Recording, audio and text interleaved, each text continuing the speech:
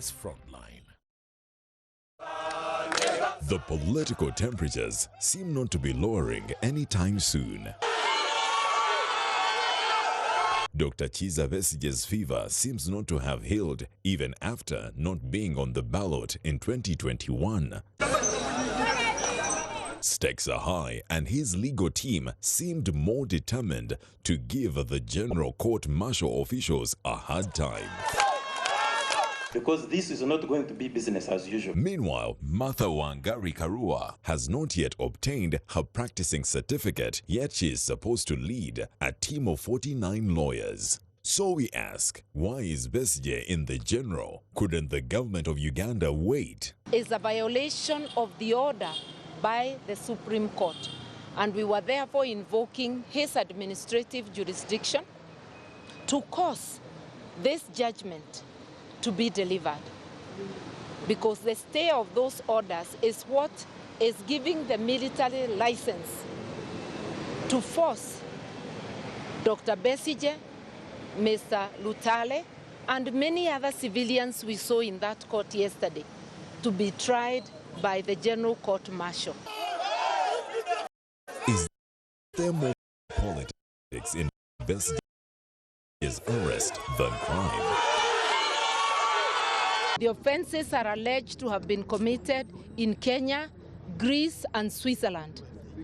Unless if Uganda has annexed Kenya, and we do not know, Ugandan authorities have no jurisdiction whatsoever on anything committed on Kenyan soil. For a man that has been arrested more than 40 times in a decade of 2000 to 2010, is there more to lose? What picture is Uganda projecting onto the international political landscape? This is The Frontline.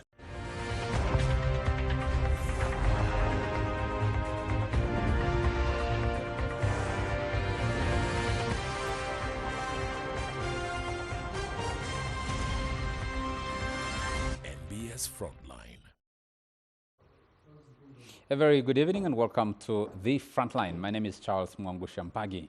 And tonight, we continue focus on the latest arrest and trial of Dr. Kizza Besigye, retired Colonel Dr. Kizza Besigye, founding president of the Forum for Democratic Change, a four-time presidential candidate in Uganda, who finds himself facing charges related to gun possession. And there's been some audios yet to be verified, or waiting to see if they are presented in court as evidence of him allegedly discussing matters related to downing of helicopters and acquiring of drones and other things. To discuss that and more, will the legal and the politics, which will take the day this time around? Besigye hold the record of Uganda's most arrested politician, and we need to check how many times he has actually been successfully prosecuted. To discuss that and more with me, I have Mr. Elias Lukola. Elias Lukola is an advocate. Pardon? Nalukola. Elias Nalukola Luyimbazi. Very nice to have you, sir. Thank you. You're former head legal at the Democratic Party. Yes. Very nice to have you. Thank you, sir. From Kanyandahi village, from the Independent. Kanyandahi city. Kanyandahi village. Mega city. I was reading about what a gentleman in Kenya called Julius Mwale has done to build a city and a hospital in Kakamega. I think in Kakamega.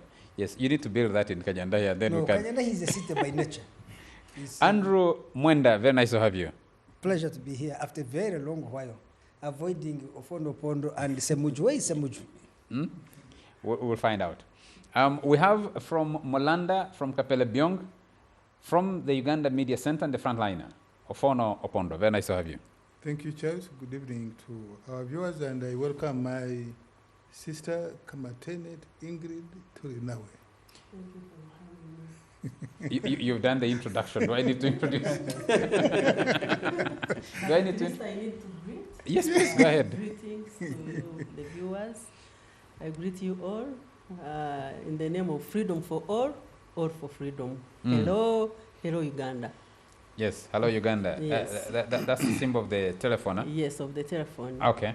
For our new baby party. Called? People's Front for Freedom. People's PFF. Front for Freedom. Yes. PFF. I was checking, has the Electoral Commission finalized verifying your signatures? On our part, we have submitted everything they needed. We are waiting on them. They're telling us they are verifying, and soon we will be getting a certificate. Of registration as a new political Yes, party? Yeah. And that, what happens when you get the certificate to FDC? FDC You is say in FDC is in the, transit. is in the process of dissolution. And this is what our constitution says. We are implementing Article 36, and the two processes of registering PFF and dissolving FDC, they are moving in tandem.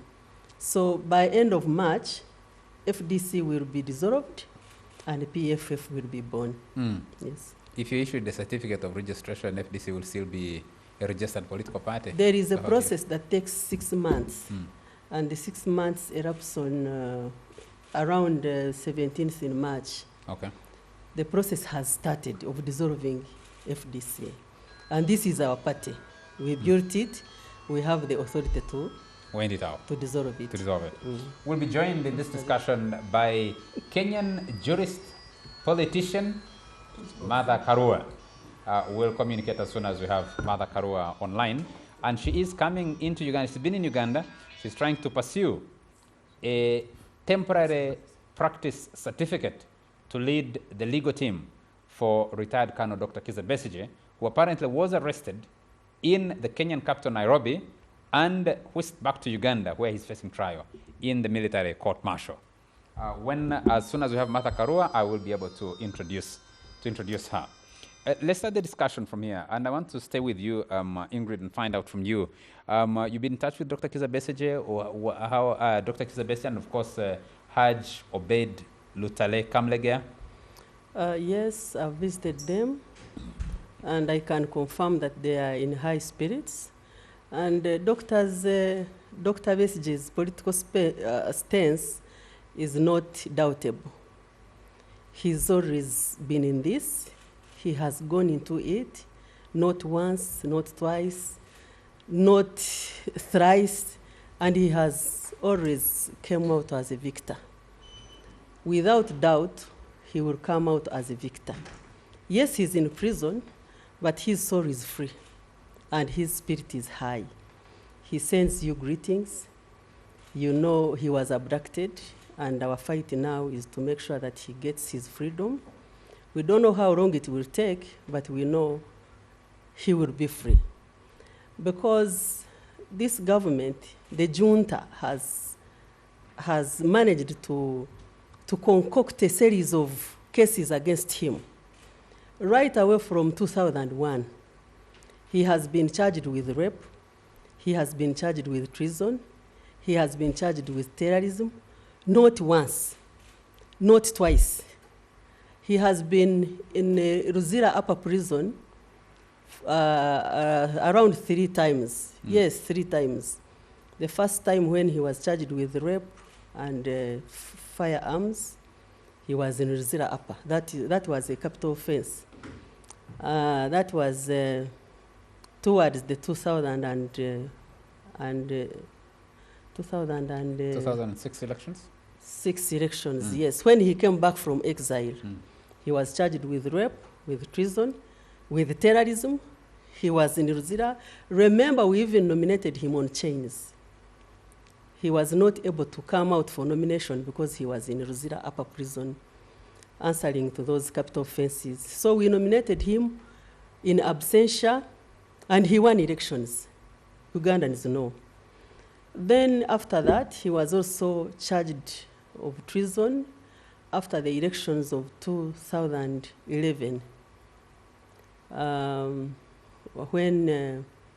when it was claimed that he saw in himself, 2016, when it was alleged that he saw in himself, he saw in himself, and he was taken to Karamoja. He was tormented until he was brought back and charged with treason.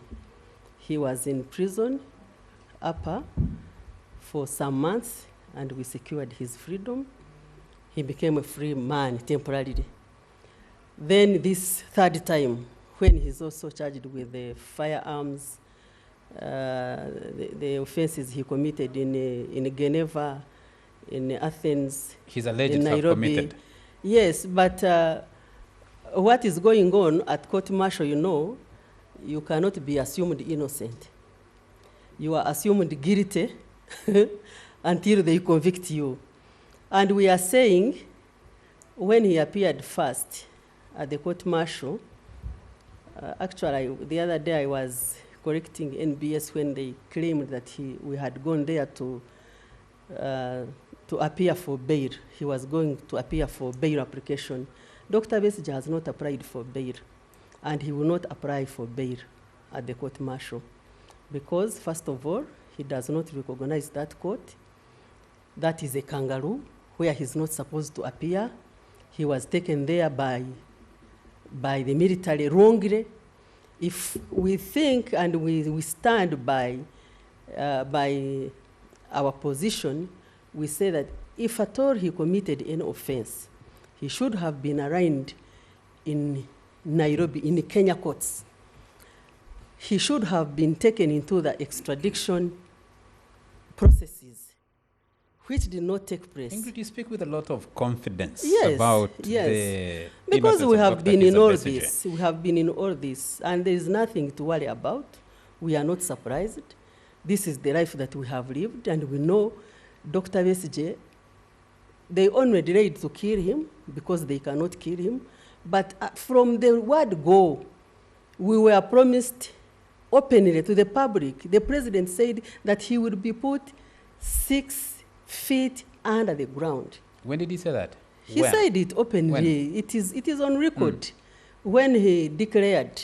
When did he say When that? he declared to contest. That Dr. Kizza Besigye would be put 6 yes, feet under? Yes, 6 feet under the ground. Ofono Pondo will confirm that because he knows. Even the veteran journalist, the old man of the clan, maybe for you were still young, but for me, I know. So he was promised to be put 6 feet underground, and it has not happened. But we know it's the goal. That's where they are going. How is the every day. How is the latest incarceration of Dr. Kizza Besigye affecting the new formation, the PFF? It will not affect us. We know they are using it. They think they can, maybe they can drain us.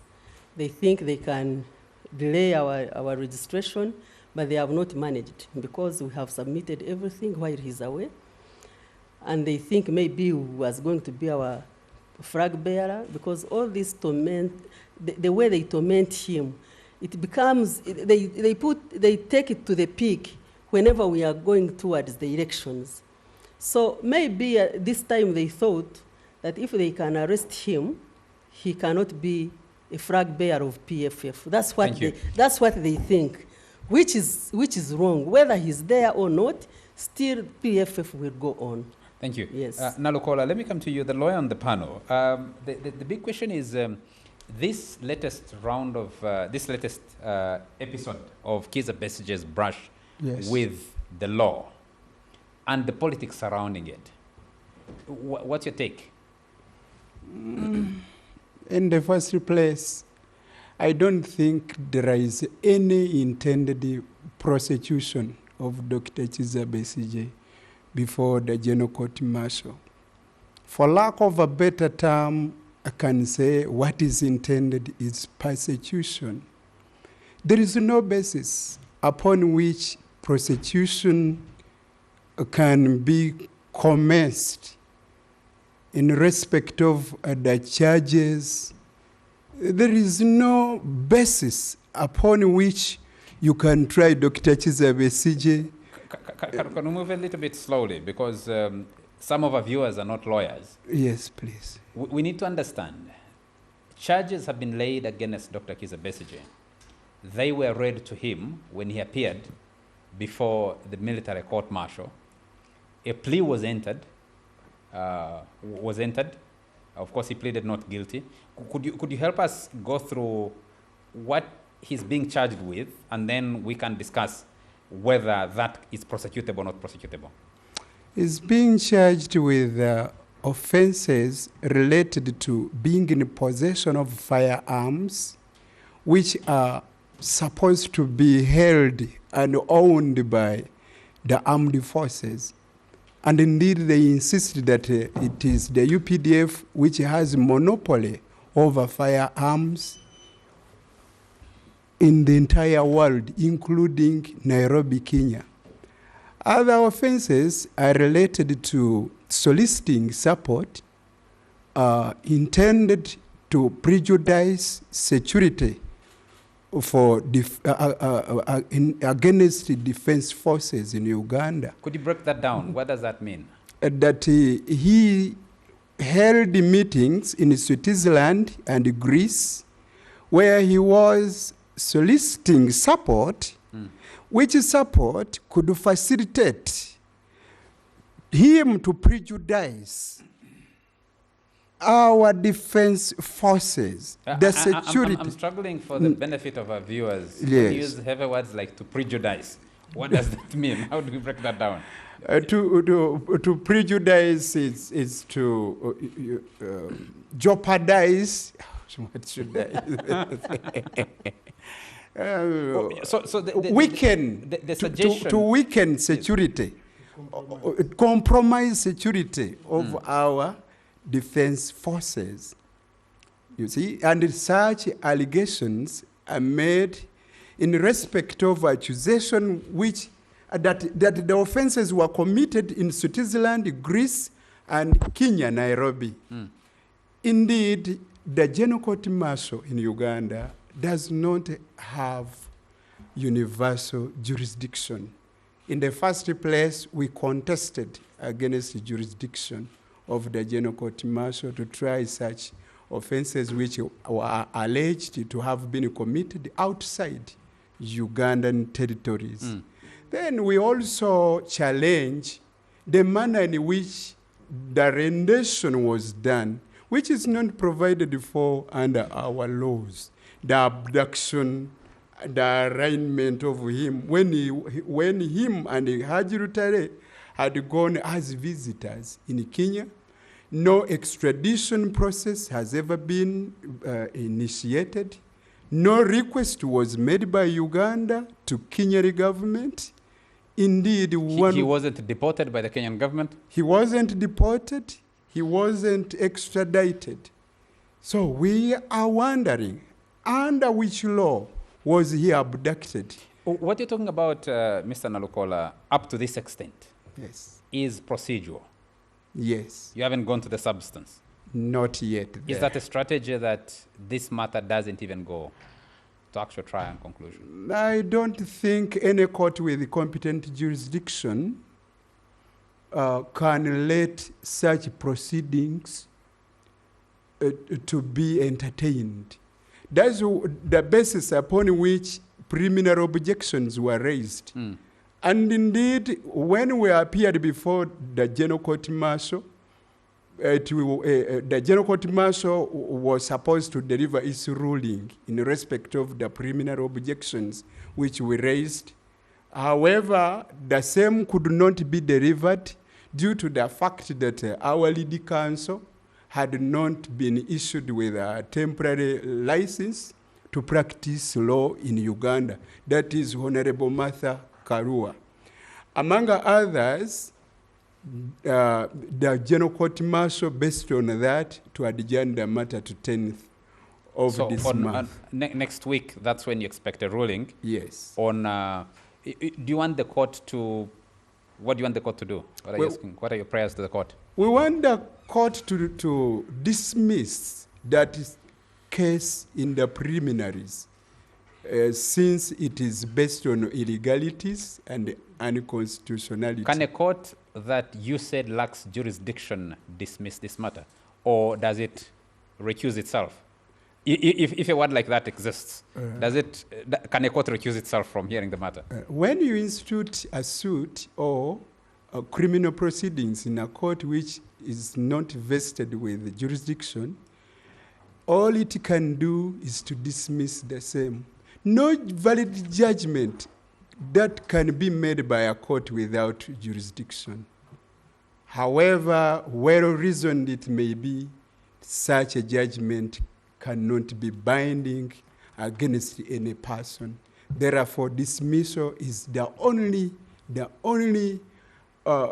step to take by Andrew a court Mwenda, with competent jurisdiction. you've weighed in on this matter. In your most recent article in The Independent, you say you had held a meeting with Dr. Kizza Besigye last month, and you said your discussion with him, you did not get an indication that he would be considering other means, subversion, if I can borrow the word, subversion as a means to change government, though he indicated to you that he still doesn't believe in elections as a means to change government in this country. And you weighed in strongly. You've also talked about the audio recordings that you have apparently had. You followed and covered Dr. Kizza Besigye from the first time he got into politics to this day. At this stage, where do you see this debate? Is it the politics? Is it the law? And what is likely to triumph? First of all, I want to, before I answer the question, I want to answer the legal counsel of the Democratic Party. I'm the former. Former, okay. I resigned recently. Congratulations. Thank you. First of all, Charles, regarding the kidnap of Besigye from Nairobi, I'm not a lawyer, but I studied international law. Actually, if a country kidnaps you from some place and bring you under the jurisdiction to be tried, under international law, it's allowed. I would refer the viewers to a case of Adolf Eichmann. He was one of the founders of the Nazi Party in Germany and one of the leaders of the Holocaust, the murder or the genocide against the Jews.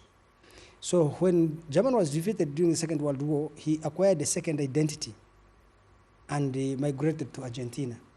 So Israel, the intelligence organization Mossad, kidnapped him from Argentina and brought him to Israel for trial. So his lawyers actually raised preliminary objections, and they said this man was not brought before this court through a proper process of extradition and all the technicalities saying. And I think this case is quite persuasive in our case. And the court ruled that really it does not matter how the state brings a suspect before the law. What is most important are the substantive accusations against an accused person. And therefore, the court proceeded to hear the case against Adolf Eichmann on the basis that how he was procured from Argentina to Israel is a procedural matter. It cannot override the substance of his crimes, which were so grave, and therefore tried him, sentenced him to death, and he was executed in 1962. It's a very important case in international law. So to that degree, I think that if the government of Uganda carried out a sting operation and kidnapped Besigye from Nairobi and brought him here, I'm inclined to believe that even civilian courts of Uganda would make a similar judgment. I would be surprised if they made a different judgment. That case of Adolf Eichmann is quite persuasive. The second issue is about Besigye being tried in The court martial. in a court martial. Actually, if you read the UPDF Act, I can't remember the provisions. The UPDF Act does provide for civilians to be tried in the courts martial. One of the cases, if I remember, is if you are found as a civilian in possession of arms or ammunitions, which are a monopoly preserve of the state, and they are not licensed. A civilian can own a gun in Uganda, can carry a gun, can keep a gun, can move with a gun, only if it's licensed. But if under the UPDF Act you are found with a gun, Is there a rider there, Andrew, that... just a moment. Yes. If you are found, the law says if you have a gun, you know, a soldier does not need a gun, a license to carry a gun. A soldier doesn't need, but you a civilian, you need it. So any civilian who carries guns or ammunitions without a license is subject to a court martial. What I don't know, of course, is if I have guns in Nairobi, I'm not under the jurisdiction of the state of Uganda. Can you accuse me of possession of a firearm in Nairobi? Uganda does not have, I think, international jurisdiction It there. does not have universal jurisdiction. Universal jurisdiction. Yes. What I can say is, of course, part of the issue involves treason. Assuming I organize a rebel group and I launch an attack against Uganda, I hit run, I go back to Congo, but they capture me inside Congo. Can they subject me to, because treason, you don't need to be in Uganda to plot treason. Wherever you are, if you are arrested by Uganda, they can charge you with treason. Are you surprised that Besigye has not, at this stage, been charged with treason? I find that interesting. In any case, I also find it interesting that the government did not consider taking him to the mainstream court. Because so we come to the question you're asking me. When I received the audios, I immediately sent one to a friend of mine at Microsoft and another to a friend of mine at Apple. I asked them to test for me two things. Are these voices AI generated? The second, are these voices picked from different conversations at different times in different places, edited and put together to form a coherent conversation? On both those accounts, they said no. One, the conversation from the technical evaluation is continuous, is not edited. And two... Are you referring to what many in the public have already received as in WhatsApp messages? Yes. Or are you referring to what you might have received that is longer version, that is a little bit more comprehensive? I have received longer and the shorter ones. The initial ones I sent are the shorter ones that were in the public. From whom? My sources. Go ahead. Yes. So on that basis, they told me they are neither edited nor are they AI generated. And I was given sufficient explanation and evidence to show that these are not only authentic, rather not AI generated, but they're also not edited. That conversation is continuous. So, and for me, I was a bit surprised, but after some time, the surprise went away. Because as you may have read in my article, and this is my disagreement with Besigye. So recently, Besigye invited me to go visit him. I went, we spent the whole day together. We reached there at 10 and we left around 3 p.m. We had lunch together and we discussed all the problems because I and Besigye share a common belief or a common conviction that Uganda is in a governance crisis or a governance quagmire. This country is so mismanaged. You just need to drive through Kampala and its infrastructure and immediately tell this is a country as if it has come out of 30 years of civil war, yet it has had 38 years of continuous economic growth. Two, if you look at how the president increasingly is writing every day blue letters, practically every single thing is centralized in his hands. So public officials in Uganda maybe either hide behind him or feel they don't have power. Everybody goes to him to get a letter to get the smallest things done, these blue letters. So I find that that's what we are discussing. And he expressed a lot of concern that I express every day in my articles, in my radio shows, and my appearances on this show. That this country is in a serious governance crisis. How we are going to get out of it, I don't know.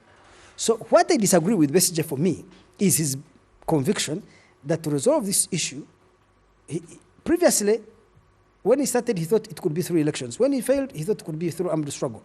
This is in the early 2000s. When that failed, yes, go ahead. Besigye hosted him on my radio show, Andrew Mwenda Live, those days. Many times he said he will go to war to liberate Uganda. And he was in South Africa. I used to call him and would talk for 5 hours at my expense. You remember those days telephone calls were very expensive. To convince him that, you see, Besigye, your threats of armed struggle are a risk to two people. One, the wider democratic struggle in Uganda, which is civic, but also to your supporters in the reform agenda. Because now, anyone associated with you can easily be arrested out of the civic struggles, but accused of being involved with you in your armed struggle. So you're putting your own supporters at risk. But two, you're also undermining the wider struggle for democratic expression in Uganda. And how are you undermining it? Because now opposition to government may be mistaken or seen or claimed to be armed like you are. What we need is sustained civic struggle, again, in order to expand the spheres and frontiers of freedom in Uganda. And we can do that directly in confrontation with the state sometimes, but also sometimes in collaboration with the state, because the state is an important actor. I look at NRM first as an opponent to fight on the battlefield of civic struggle, but also at the same time at particular moments to engage. So if I go to protest, and again the disagreement came during walk to work between me and Besigye, I was arguing him, you are protesting, to me, it seems like you are protesting for the right to protest. Protest must be a means to an end. Maybe the end is expansion of democratic space. So if you protest on the street, you must make demands. These demands may require you to go to State House or go wherever and negotiate with government to realize your demands. You don't need to remove Museveni to expand the frontiers of freedom. Me and Charles Sobo went to court. You know our famous case, we removed the law of Publication of false news. Yeah, publication of false news as a criminal law. I personally went alone, I think, to court, or maybe with the late Kenneth Kakuru when he was still a lawyer. We shut down the law of, the court removed the law of sedition and the law of, I think, promoting ethnic identity or something like that. So, whether through courts, through the streets, through elections, there are different methods we can do. It's very important to remove Museveni from power, and I think whoever other president comes will be not strong enough like him to have effective personal control over the core elements of the state. Therefore, democracy may even accelerate more. But even if Museveni is not ultimately removed, certain civic pressure can be mounted on him to expand the space for freedom of expression. So when I listened to these steps, I was really disappointed to realize, and it was confirmed to me that these are authentic, that Besigye has gone back to armed struggle as a solution. Now, and I have always argued, told him and everybody else, you see, if I use arms to defeat anybody in power and I capture power, it means that any time I feel threatened, that power is threatened, I will revert back to arms. And Andrew, let me put a quick question. Just a second, Charles. And that's what we need to be discussing. Is armed struggle the solution to the problems of democracy? Because if Besigye wins a military conflict with Museveni, what guarantee do we have that if we fight civically to expand democratic space, Besigye will not retreat to the same arms he used to come to power? So my conclusion is this, Charles. I think that Museveni and Besigye actually are very much alike. Museveni is determined to cling to power at all costs and by all means. Besigye is determined to remove Museveni from power by all means and at any cost, including a planned assassination, as you hear there, he's trying to shoot down Museveni's plane, a military insurrection and mutiny. Just a second. Ingrid, I listened to you, I did not interrupt. Hold it a moment. So democratically respect my views, the way I respected yours. I could have interrupted you because I had so many disagreements with what you were saying. So the point I was making here is this country is facing a serious problem. You have two main actors. One is called Yoweri Museveni, another one is Besigye. They are the same, two sides of the same coin. One determined to bring this country down in order to keep power, another one determined to destroy this country in order to grab it. And I think we need to build a political third force that rejects these two positions. Besigye's wife herself, I saw her on TV, is a representation of that anyone who disagrees with her husband's methods is therefore an agent of the state. I am not an agent of the state. If Museveni does the right thing, I'm willing to be hanged to defend him because he has done something I believe or agree with. If Museveni does something wrong, I am willing to come here and criticize him. He is free. He knows where I live to send his soldiers. They come and kill me. But I believe that independent thought must be fought, that independent space of thought. We must defend it, Andrew, even with our lives. I am willing to die for my beliefs. I'm not willing to kill for them. Andrew, just before I move to Fono Pondo, how do you convince a Ugandan public that has seen, and you wrote about it in your article, that has seen everything literally over the last 25 plus years of Besigye's disagreement with Museveni thrown at him and nothing proved in court? None. Oh, well, let me give you information from in the early 2000s, and being an investigative journalist allowed me to understand how states operate. The government of Uganda had sufficient evidence, by the way, that Besigye was involved with PRA, was involved in armed rebellion, which he used to threaten on my show. He was banned on all radio shows except mine, because I personally went to Museveni and got Museveni's approval to have him on the show. So, and this is why I could show you that freedom of expression itself would be promoted by a collaboration with the state. Now, the state had all the intelligence, and when they created the independent, we published that intelligence.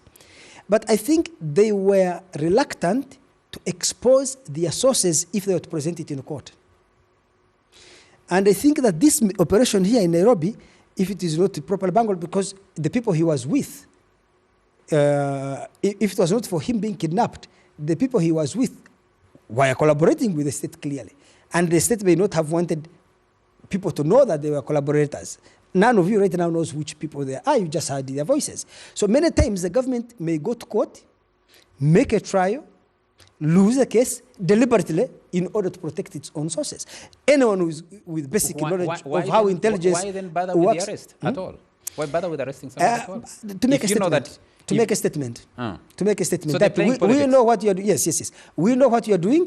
We are going to go to the court of public opinion, and I think these audios were leaked because what was important is the court of public opinion rather than the criminal court.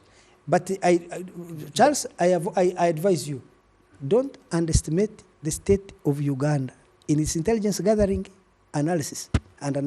Trust me. Ofono Pondo, let me come to you. And I'm picking it from what Andrew just said, or that same question. Why go out of the way to seek to prosecute a matter in a court of public opinion and in a way provide arsenal to your opponents to say every time you're concocting things just to persecute a political opponent?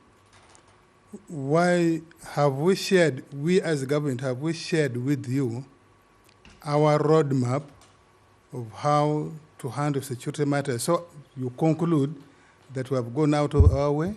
Have we shared with you? Have we shared with you the intelligence terrain? No, you asked a question. Yes. For you to conclude that we have gone out of our way? No, we haven't gone out of our way. But let me go back to the basic questions you ask, the politics and the legal. We do both. The state, to build a state, you start with the politics. The law comes later. Check around the world, the history of state formation. You start with the politics, and then you build the law. In this instant matter, let's go back to where my sister Ingrid started, 2000, 2001. Why did the BCG flee on the 17th of September, 2001? And what are the facts subsequent to that? That through intelligence, through armed conflict, PRA camps were destroyed in the Democratic Republic of Congo, and in particular in Pandroma. The operation was commanded by then Lieutenant or Brigadier Kale Kaihura. We captured many suspects. They were brought, prosecuted. Along the way, they applied for amnesty. Some of them, you know them. Other people died. Some of them, you also know them because you have been the journalists in this town. There are those that made good and were reintegrated into the UPDF. And I have seen some of them speak for themselves. So the failure, the collapse of the prostitution in 2001, 2002, 2003 alone does not mean that people were not involved in armed rebellion. That's what I want you to know. And I want to tie that with what Mwenda has just said. The state. Yes, prostitution and securing conviction from the ordinary mind would appear to be the main objective of prostitution. But when you are running the state and you are running intelligence, sometimes that's not the main objective of these operations of arrests. Sometimes the main objective could be just to disrupt your adversary, to disrupt, disable. Let the adversary know that you know what they are doing, and that no destination, no place is beyond reach. And this has not just happened to BCG in this particular case. You know that there have been people here who argue that because they are presidential candidates, they can't be touched. But we have shown them that you can be a presidential candidate, but you are not above the law, we shall touch you if you break the law. Or if we suspect you have broken the law.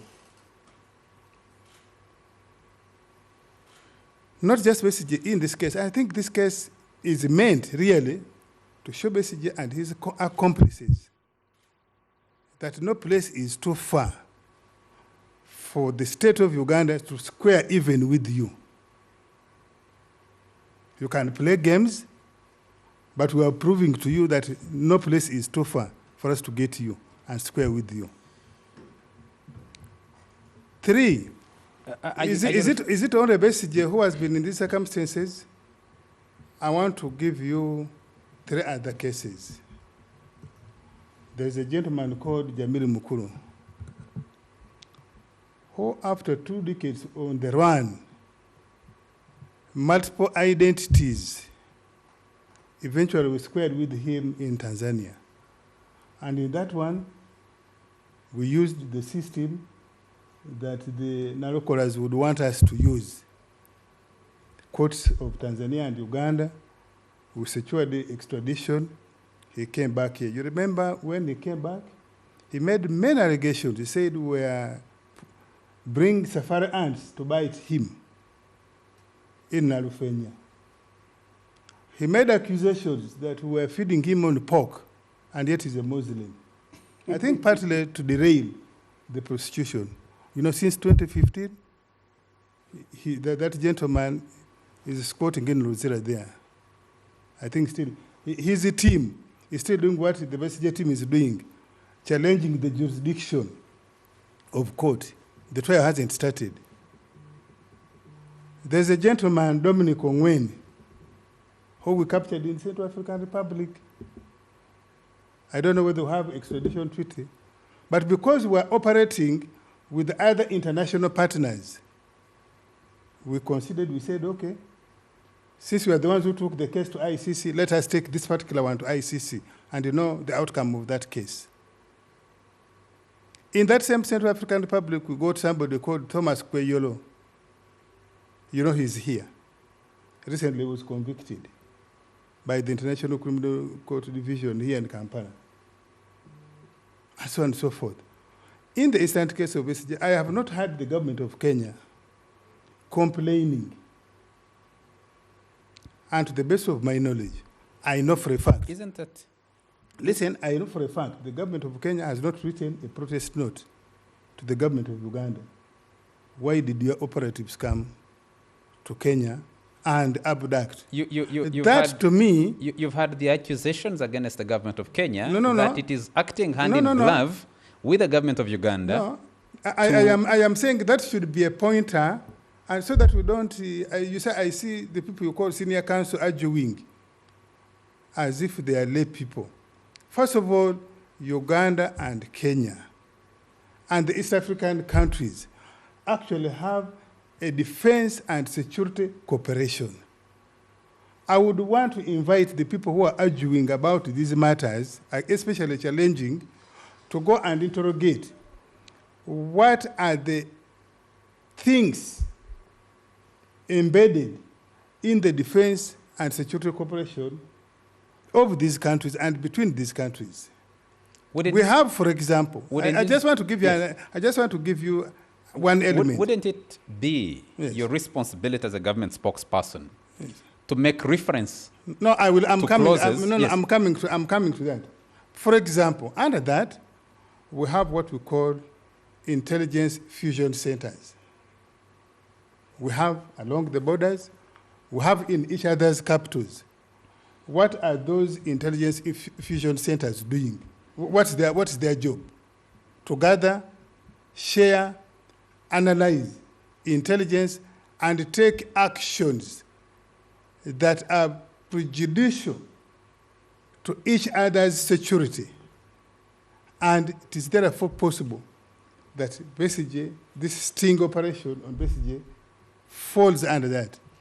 You may want the state of Uganda and the state of Kenya to use the modus operandi that you are familiar with. But if our main objective is not to secure a conviction, but to disrupt Besigye's activities, threatening activities, in my assessment, we would have achieved. But also, secondly, in the procedure of judicial actions against suspects, don't you think it is possible tomorrow, next week, probably to transfer this case. The prosecution on its own can actually transfer this case to a civilian court. And I am glad that they are now arguing about the jurisdiction of the court. And you see, this is where you will say lawyers are liars. Because if you say you don't recognize the jurisdiction of the court martial, why are you going there? Why don't you say, you have our person, for us, we are going to the Constitutional Court, the High Court of Uganda, to ask the High Court or the Constitutional Court of Uganda to direct that court, that entity, which you don't recognize. Because by the very fact that you go there, but no, by the very fact that you go there to make submission, it means you actually recognize that court. I think the lawyers... But you are simply playing games. I think the lawyers... Yes. are in a better place to answer that. No. You are simply playing games. So it is not true that they don't recognize this court. Hold it a moment. They actually recognize this court. That's why you are making submission before that court. I think it's a principle in law. If they drag you to court, even if you disagree with it, disagree with the charges, disagree with everything about it, but you still subject yourself to that court. No, but I am telling you that if I was to take them serious on their claim that they don't recognize the court martial, the Uganda court martial, I would not even go and make any submission before that court. By the very fact that I go there to make submission, why are they not going to the Constitutional Court to say, we have heard from the newspapers that our person is before something called the military court martial? We are asking this Constitutional Court or the High Court or the Supreme Court of Uganda to direct... Nalukol on the show speaks for the lawyers. To direct... That's why I'm saying lawyers are liars. No, the procedure is a little different. No. Yes. Gentlemen, I'm afraid... One sentence. I personally am wondering, if you are basically accused of such a grave offense of colluding to kill the president or whatever, these things, why is he, his wife, and everybody else who is talking not attacking the truth of those accusations, of those audios, but everyone is saying he's in a military court, he's in this. Why are they discussing all these as procedural issues? Because I personally believe that in the court of public opinion where government has gone, it is important to say these things are forged. But how can the government go to a public court? Hold it a moment. All governments, of course. So when you're government, we have to win public opinion. A few areas that we need... you are choosing a person of the same gentlemen and that you cannot prove. Madam Ingrid, yes. Hold it a moment. I think a few things that need to be clarified. One is that, Andrew, the case you refer to, Adolf Eichmann was a fugitive. He'd been in hiding. He was being looked for.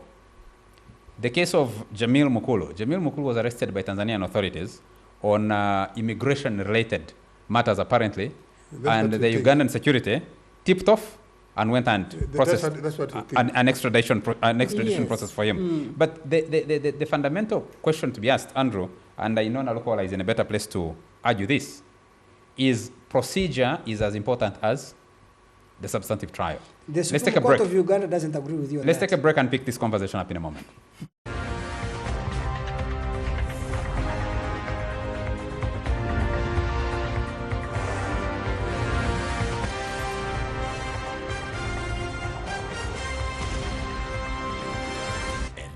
Frontline. You're still watching the Frontline on NBS TV, and we're discussing Besige's predicament and the debate about the law and the politics. What is at play? I'd like to inform your viewers that we are unable to get Martha Karua on the show this evening, despite her earlier confirmation that she would be on the show. We've been trying to make a connection to Nairobi that hasn't come out, hasn't been able to succeed so far. So we are still trying, but unlikely that we'll get Martha Karua to join us, maybe at another opportunity.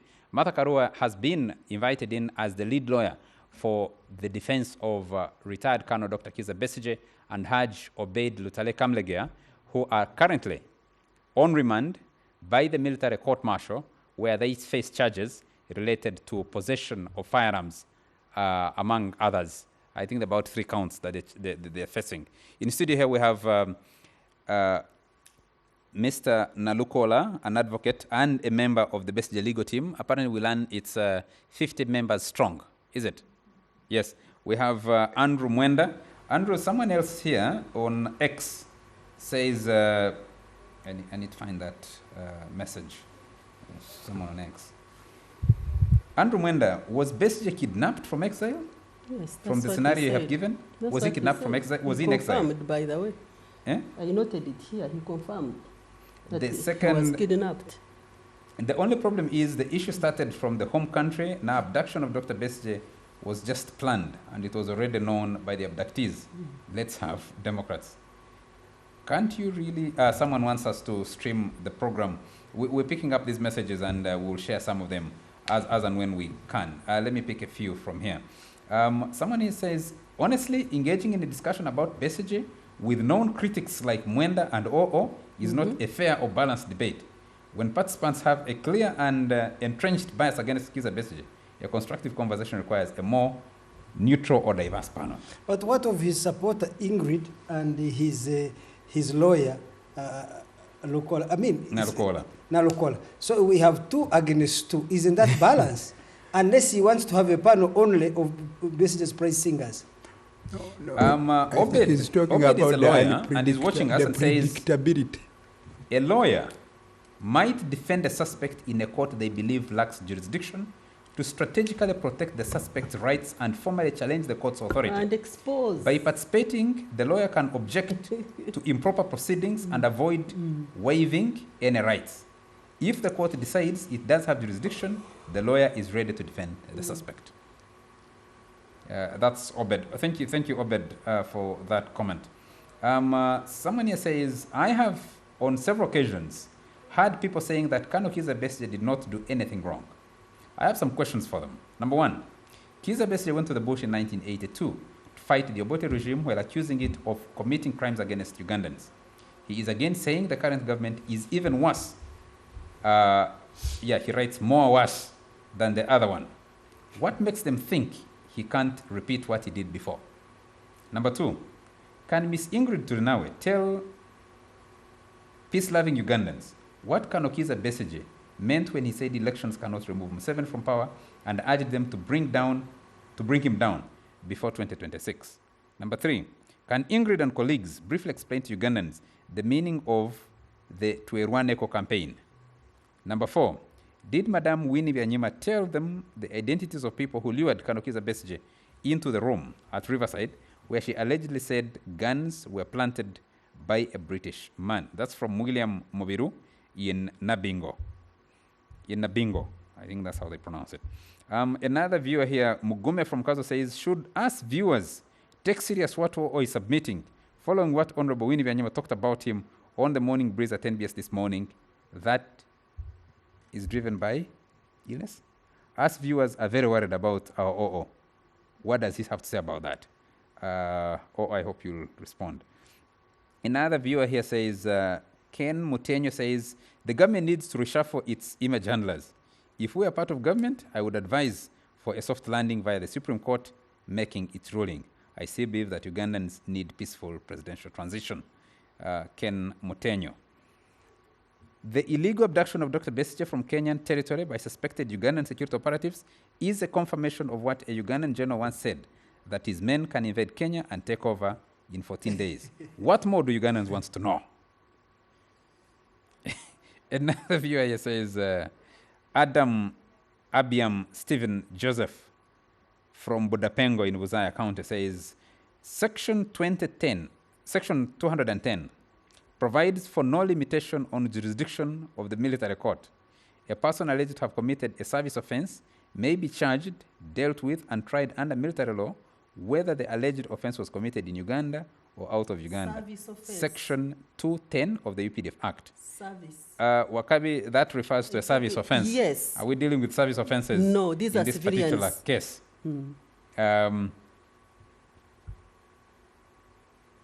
Okay. James Salemi, without mincing his words, I'd like to know how OO would feel if he heard that Raila Amolo Odinga was abducted by Kenyan security operatives inside Ugandan territory, chained, handcuffed, and deported back to Kenya without following the right diplomatic process. James Salemi, an ardent follower of the show. I think we'll stop at that for now and come back to the discussion. here in studio. Ingrid, you've been itching to respond, to react. Yes. There are many things that have been raised. I'll leave that to you for now. Yeah, I've just learned that government has decided to take the case to the public according to their submissions. But I can also tell them that they have really failed because the public has refused to accept this case. And the judgment is clear by the public.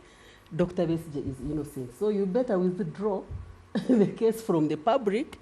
The concoctions, the cookings, the audios, everything, all that the public has You've refused. done a referendum? And the other time you said that I should give you time, so you should also give me time. No, I've just asked you a question. Because you are taking a lot of time.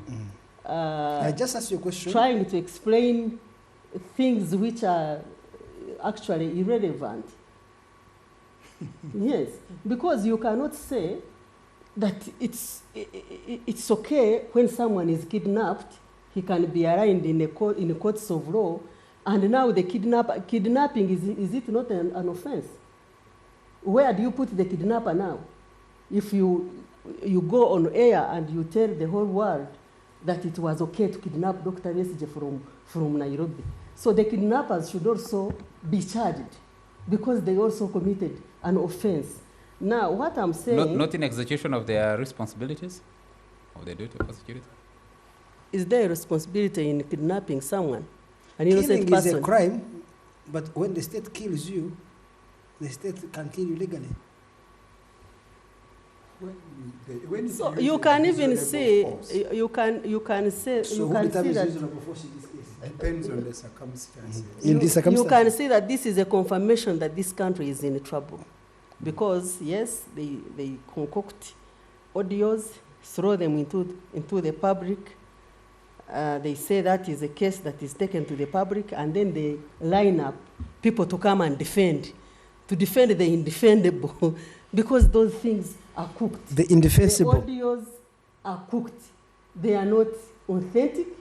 They are your making, and nobody is accepting them. So there is a constitutional rule. There is a constitutional ruling of 2006.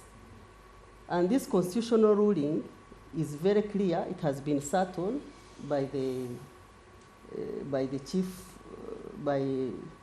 is it the Chief Justice?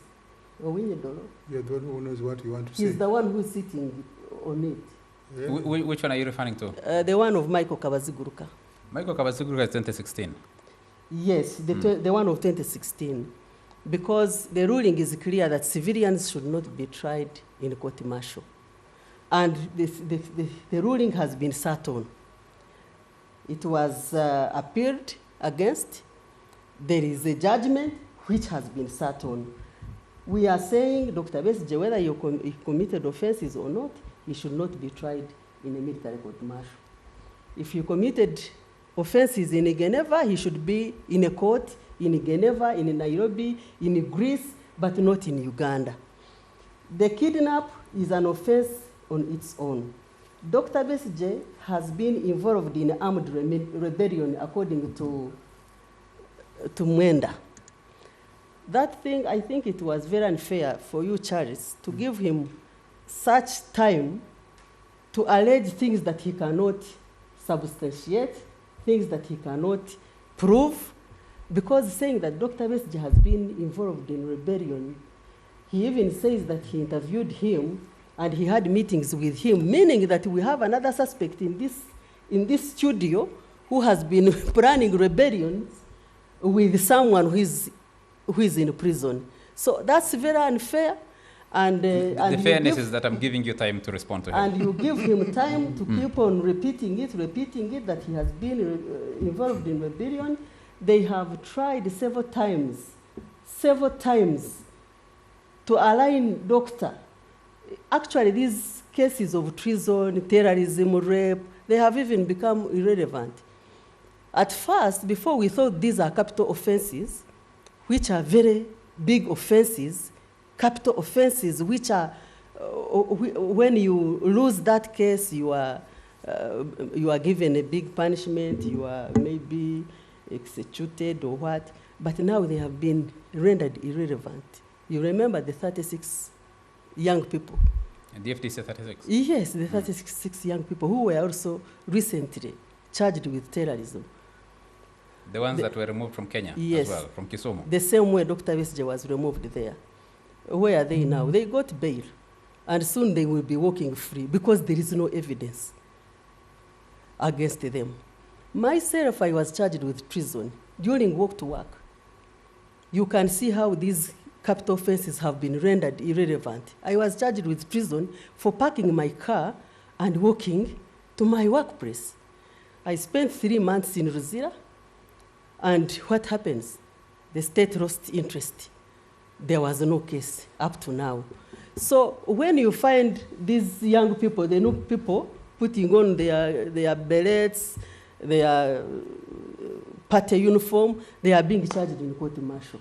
This must stop. And I think the arrest, the kidnap, the abduction of Dr. Besigye is a blessing in disguise. To make sure that Uganda is put back to the right track, to make sure that no Ugandan, no civilian can be tried again in court martial. Because we have never, sincerely, we have never attracted international attention, international support like we have attracted now because of this case of Dr. Besigye. Andrew was challenging you and saying, why don't you discuss the substance of what has leaked to the public? There is no substance. There is no substance in it. That's why they will fail. For 3 times they have failed to prove their case. Now OO has just told us that now they are arresting Besigye just to show him and prove that they can arrest him. But they arrest him for what? For nothing, just to prove and show that they can arrest him. There is nothing you can show, because whatever you are doing is just shaming you, is shaming this government internationally, worldwide, and the universe. Under the land, Ugandan government is becoming a laughing stock. That's what you must know. Because of this case, you are being exposed. Then there were questions which came on Twitter. Someone was saying that I should explain what Dr. Besigye means when he says that elections cannot remove Museveni. We have a constitution. It's very clear. We can remove a president in 3 ways. 1, by elections. If elections fail, we can remove him through impeachment in parliament. If impeachment fails, we can remove him through people power, because the constitution is clear. What do you mean it by people says power? All power belongs to the people. Mm-hmm.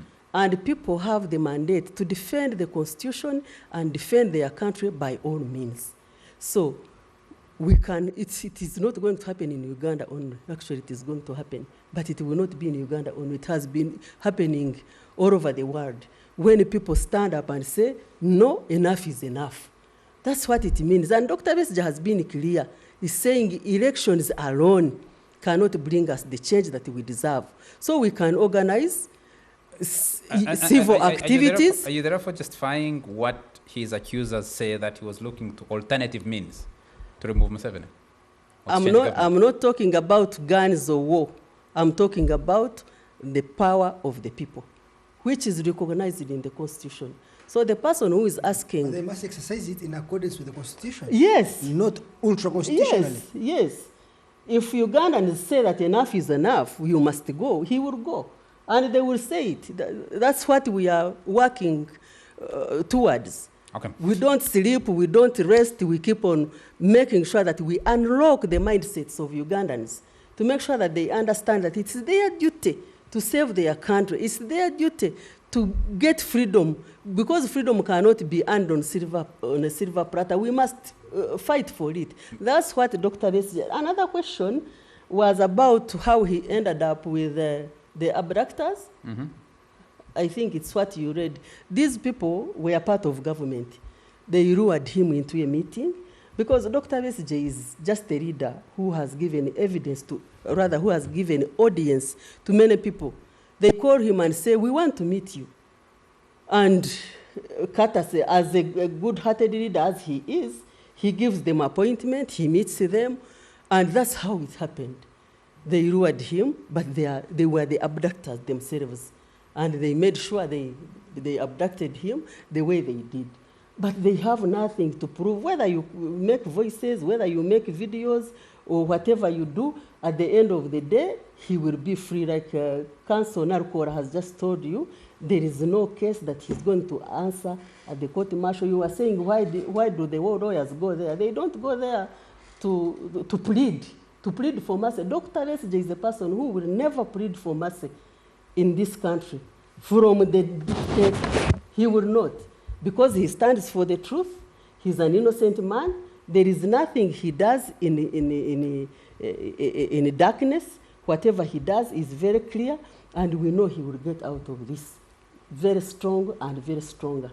Nalukola, let me come back to you.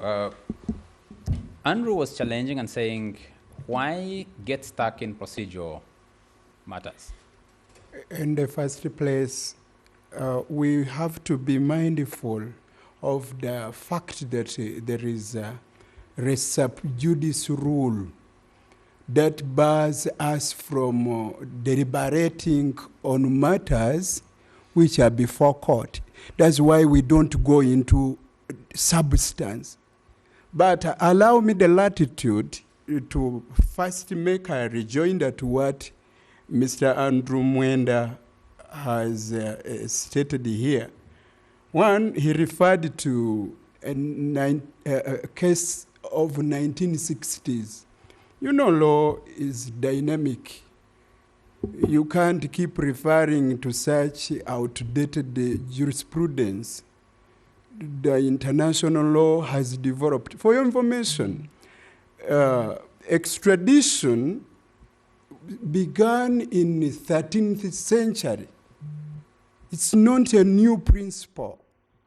That is the way to go. In 2015, so 1960s is older than the 13th century? I'm talking about extradition. And two wrongs cannot make a right. Are you getting me? You have not said that. But you're quoting the 13th I'm century. telling you that extradition began in the 13th century. It has evolved. Now it is acceptable principle of international law. And indeed, no country is allowed to infringe on another country's sovereignty. Yes, no country is allowed to infringe on another country's sovereignty. That is known. And indeed, Mr. Ofonopondo, let me tell you something. So are there no exceptions to that rule? Did I intervene? Allow me. We're just asking you. You said no country is supposed to Andrew, could you to let intervene Mr. in others' Nalukola? There are Could you only let two. Mr. Nalukola? There are only two. exceptions. Mm-hmm. One, by way of deportation, you can return somebody to his country. Two, through extradition. You don't have to go through infringement of sovereignty of an independent country. And the cooperation we are enjoying in the East African community does not take away sovereignty of independent East African states. Mr. Nalukola, doesn't infringement only arise where the infringed country complains about? Thank you. Is it true that Kenyans are complaining against that infringement? Let me tell you something. Once a country allows such to happen, especially by a state which is not superior, the citizens in that particular country where infringement has occurred will lose trust in their government. That's what is happening in Kenya. We don't want such to happen. Then somebody brought about, it is still Mr. Andrew Mwenda, that civilians can be tried in general court martial. That was before the decision of the Constitutional Court. The Constitutional Court, in the case of Honorable Michael Kabaziguruka, pronounced itself very clearly that it is wrong, it is unconstitutional for civilians to be tried in general court, rather in military court, and it ordered that all cases which were before the general court martial should be transferred to criminal division of the High Court. And all those cases which were concluded must be subjected to rehearing. However, the Supreme Court issued an order in August 2021 staying execution and implementation of the pronouncement and declarations of the Constitutional Court. That is the predicament Ugandans are undergoing. So you as a lawyer, Mr. Nalukola, two questions for me. If you allow me to conclude, please. That is the reason as to why the team of lawyers representing Dr. Kizza Besigye went to meet the Chief Justice to remind him about the pending decision of the Supreme Court in respect of the appeal. Two quick questions for me there. One is there was an earlier decision, a 2005 decision, in Joseph Tumushabe and others versus the Attorney General. There is a 2016 decision in Michael Kabaziguruka versus Attorney General. But you as a lawyer, do you hold that decision of the Constitutional Court in the Kabaziguruka case as precedent given the stay of execution issued by the Supreme Court? Number two, what risk do you run as lawyers in pressuring the Supreme Court to make a decision on a matter on which it issued a stay 4 years ago? Are you concerned that it could actually save the military court to try civilians? Yes. The Supreme Court is at liberty to make a decision which is contrary to the one which was made by the Constitutional Court.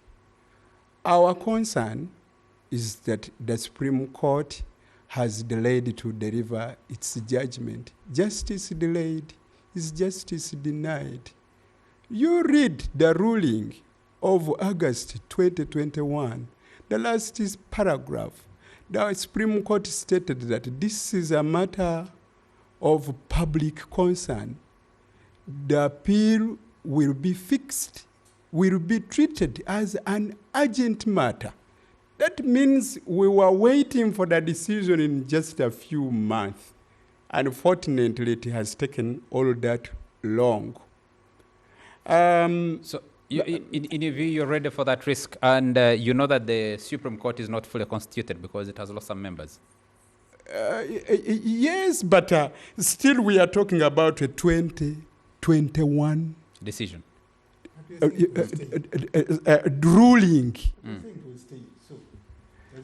The stay should not be for eternity. No. I'm asking you as a layman, if the higher court has stayed the ruling of the lower court, does the ruling of the lower court become effective? Can it be implemented? Does it have force of law? It can't be. So, all we do is to echo and re-echo our concerns. The point is, the ruling you are citing of 2021 by the Constitutional Court, which was stayed by the 2016, is, as of now, null and void. But that notwithstanding, all other objections are sustainable. The ones which we raised before the General Court Martial are sustainable. Issues to do with jurisdiction. And also allow me to answer a question to do with service offense. None of the two accused persons are in service. You cannot charge somebody for an offense which does not concern him whatsoever. Look at that. These are not service offenses. Haven't you heard from comments? The provision in the creation of the military court by the UPDF Act deals with service offenses. No, but in this particular instance, none of us has cited that the current case of Besigye is a service offense. None of us has comment came from our viewers. None of us has said so. Let me state for a matter of fact. The argument has been, should Besigye and Obed Lutale Kamlegea be tried in a military court? No. And the question has been, just a minute, the question has been whether they are there legally or not, and the debate about the place of the military court in our judicial system. The provision in the UPDF Act is that it is a court established to try service offenses. I think that's what... And that it does not matter whether that offense has been committed from outside Uganda, that accused person can be tried before the General Court Martial as long as it is a service offense. Lastly, Mr. Andrew Mwenda was talking about Dr. Kizza Besigye participating in a rebellion, and that indeed he committed treason, but he was saved by the reluctance of the government to reveal its sources. The fact is, the case of treason against Dr. Kizza Besigye was dismissed because the prosecution failed to prove the case beyond reasonable doubt. No, Nalukola is wrong. The court ruled the case of treason was never tried. They tried the case of rape. And the case of rape was so bad and shabby. Government had forged many things. The court dismissed it. After dismissing it, the court proceeded to say that given the poverty, the shambolic nature of your case of rape, we are not, this is real persecution. We are not even going to entertain the other cases of terrorism and treason. So they never even had them and the evidence. And that's the that was the judgment of court. That's the question I was putting to you. Let's pick this conversation up after a very short commercial break. We'll be right back.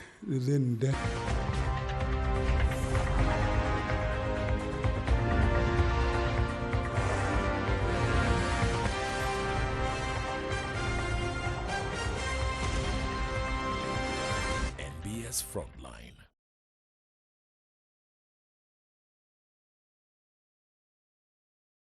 And I have a team.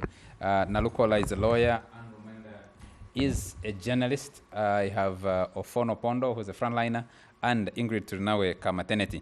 Is a frontline a profession? Is it an occupation? It's a description. It's a description. You're a frontliner. Gentlemen, Nalukola, you'd made your submission, and I want to come back to Andrew and Ofono Opondo. Let me start with Ofono. You're arguing and saying maybe the interest of the state is not to actually prosecute Kizza Besigye. The question I want to put to you is, how do you then explain the criticism that this is actually not intended, I mean that this is a persecution of a political opponent, not pursuit of a criminal? Well, first of all, you have misrepresented what I'm saying. When the state takes, even in ordinary life, you have lines of action. Say, what's my first objective, second objective, third objective, primary objective and secondary.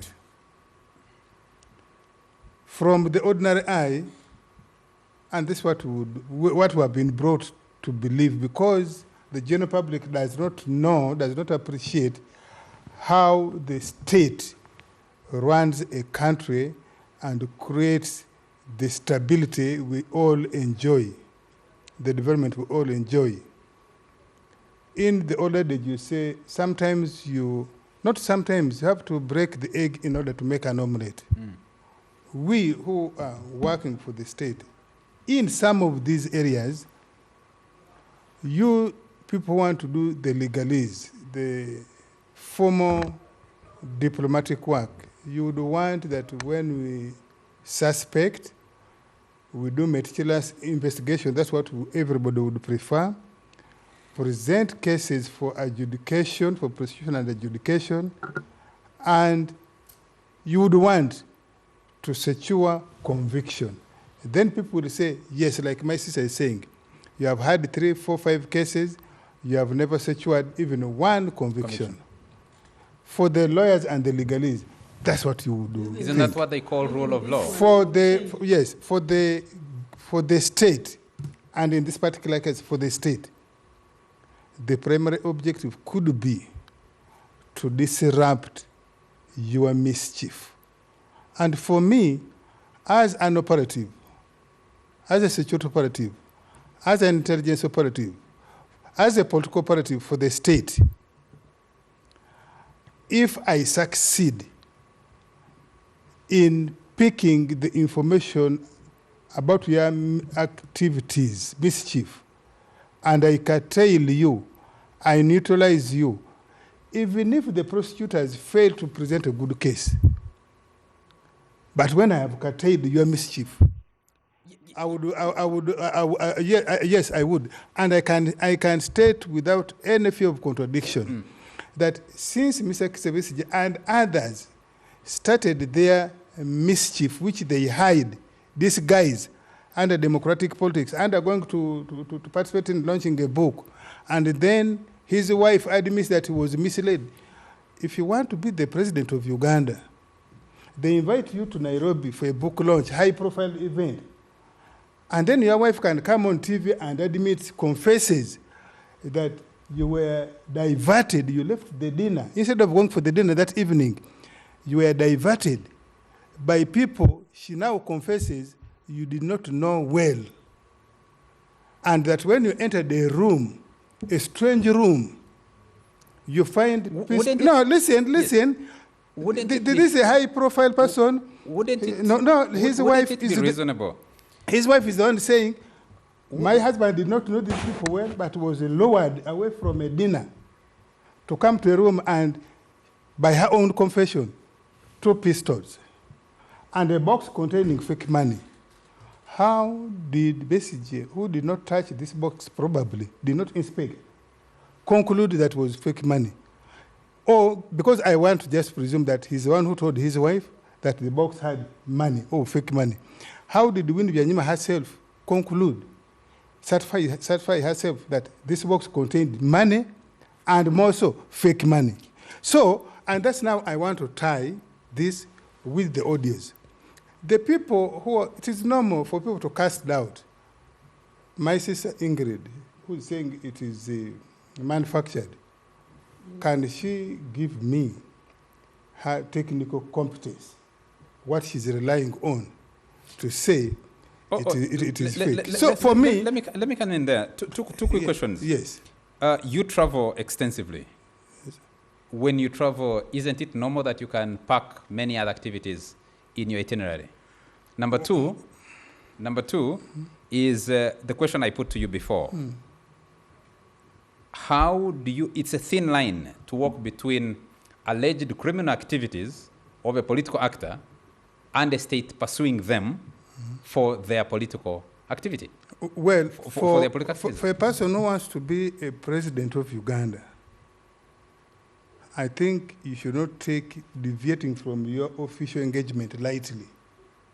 And especially if your wife is now confessing that you went to meet people, you yourself, you are saying you didn't know them well. But I think you should not put words in one I listen to you, Ingrid. You shut down Mwenda. Listen to me. You can make a rebuttal. Now, that's one. If I am dealing with a potential president, they should not be diverted lightly. I see someone here has shared the name of the alleged British man who apparently Bessie was missing, was meeting, and he says, this is Muhimbise. Yes, he says the man is called Andrew Wilson, a.k.a. Orlando Andy Wilson. Yeah. Now, you had asked a second question, which, because of the interruption, it has gone out of... The thin line. The thin line. The thin line you're navigating here. That is the beauty, and that's why, whether the jurisdiction of the court-martial is being disputed or not, as far as we are concerned, it is a lawful court established by the courts by the Constitution of Uganda and the subsidiary laws. That's why he is before this court.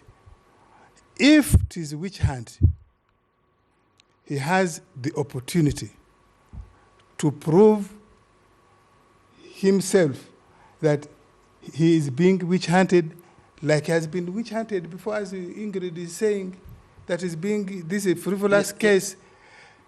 If the state has Goomba, the case has merit, the state will prove it at the court martial or any other court. Yes, but where do you place the two decisions of the Constitutional Court regarding the jurisdiction of the court martial? But you are the one I just cited here. You have said the Constitutional Court ruled that it shouldn't try civilians and ordered that those cases be reviewed, the ones that had been concluded. And then you said the Supreme Court stayed execution, stayed that ruling. So surely, if you are living by the rule of law, I am inclined to wait until the Supreme Court pronounces itself. But since it stayed, from a layman's point of view, I think it left as is, meaning the court-martial can try civilians who have been brought under those suspicions. And in any case, since 2021, we have not had one, not two, we have had many people being tried under similar circumstances. And we did not hear, by the way, we did not hear the noises we are hearing now. We have just heard we heard people trying to challenge, but they submitted themselves, including now what has emerged. People saying they went and pleaded guilty before the court martial. So if these other people only 2 weeks ago... So Charles, can I stop being a listening post in this program? Pleaded guilty before the court martial. Please do join in. Who am I to doubt the jurisdiction of the court martial? And Andrew, I just want to come back on the real same principle. The intense scrutiny of this latest arrest of Besigye is because of the profile of Kizza Besigye and what he has aspired for. How does the state navigate that thin line between political persecution and criminal prosecution? First of all, I want to really respond to my two colleagues, Nalukola and Ingrid Trinal. Let me begin with Ingrid. She says the government has failed to convince anybody. On what basis does Ingrid make that statement? Have you carried out a referendum? Because I believe it is something that is scientific. Everybody talk to is convinced. Comments from the viewers. Is that representative? Yes. That's what public. We can say they have voted Besigye as president? You read just a few. You can continue. So if he reads the comments, even if there are 10,000, do they represent the general will of the people of Uganda? Why don't we rely on social media for elections but then? You are not a general will. And that's what I'm saying. You are the person. So you can clearly see, Charles, the problem we have with these people in the opposition. Her standard of what the public think is based on 10 tweets or 10 messages on WhatsApp. That's the level of the quality of the debate that we are in. That 10 comments on Twitter represent the public opinion of the people of Uganda. And she has no idea of what are the technical, scientific tools you can use to establish whether the government has made its case and that case has made an impression on many people. So that is one. The second is a statement by Nalukola. I'm usually sorry, I'm an old man of 112 years. It's very difficult for me to remember some very difficult names, especially when they are not Acholi or Langi, where I come from. So he was saying you cannot infringe on the sovereignty of another country. And I told him there are many exceptions. There is freedom of speech, but there is the law of civil defamation. There is something called the responsibility to protect. Am I correct? By the way, if there is genocide in your country, other countries are obliged by international law to intervene. If you are killing your own citizens, there is a responsibility to protect. There is humanitarian intervention. There are so many interventions in your country that undermine your sovereignty, including IMF and World Bank when they come and dictate things to us. You see. So, and when it comes to arresting people, or what they call extraterritorial operations, the Americans have been arresting people in Tunisia, even here in Uganda, they arrest people. It's a program called rendition. They take you to the United States and try you there. If you are a terrorist, suspected Al-Qaeda, suspected enemy of America, They will come and kidnap you here, either in collaboration with the state of Uganda or in disregard. That's how they invaded Pakistan and killed Osama bin Laden. Wasn't that an infringement of the sovereignty of? So if a country considers a danger, actually in international law we have... Are you aware that the Can the I American... first finish this sentence? Just in international law, put a few facts. there is what they call the principle of hot pursuit. If they are enemies of Uganda on the territory of Congo, and they come from Congo and launch operations inside Uganda, Uganda has a right of hot pursuit. International law would allow us to go into Congo, invade, beat them, and come back. Of course, if you go into permanent occupation, it's not allowed. Hot pursuit. Please, allow me come in there. One, the Americans haven't signed to some... They've refused to assent to the International Criminal Court and many international instruments. They have refused it. But number two, there's a difference between hot pursuit, or for example, Uganda pursuing ADF rebels that have invaded Mpondwe border post and fled across the border back into the Democratic Republic of Congo. Kizza Besigye left through, Kizza Besigye and Obed Kamlegia left through immigration in Uganda, went to Kenya on a visit. There is no evidence so far that they had established a rebel cell in Nairobi at Riverside. Yes. Yes. Host and the journalists of Uganda, I think that first of all, Ugandan journalism has let this country seriously down on this case, because it's so important to have good sources inside intelligence, inside the state, and inside the messages group in order to listen and understand both perspectives. The responsibility of the state of Uganda is to ensure the security of personal property here. So if you, Charles Mwangukia, go and plan your treason or acts of destabilization of Uganda elsewhere, and we follow you, I don't think any country would need the permission of another to apprehend you. This is why I'm saying the Americans had to fly planes into Pakistan and grab Osama bin Laden. Now, I think the reasoning of security in Uganda was that they needed to catch Besigye in the act with the recordings and everything, so that they reduce the chances that he can deny this event. There are video recordings when he's actually being arrested. Once he was arrested, another thing they planned is, if we arrest him in Kenya, when they entered, they said we were Kenyan police. They were not. They were Ugandan operatives, and they did not inform the Kenyan state. So when they arrested him, the second issue is, if you hand him over to the government of Kenya, Kenya is one of the most litigious countries where litigation is like daily bread. So if you take him to the courts of Kenya, try to seek extradition, you'll be involved in a battle for the next 30 years. Thank you. So, We'll continue hold a second. Hold a Yes, second. we- You may not. No, I'm not disrupting succeed. you. We're just continuing the conversation on Afro Mobile for the benefit of our viewers. Please go ahead.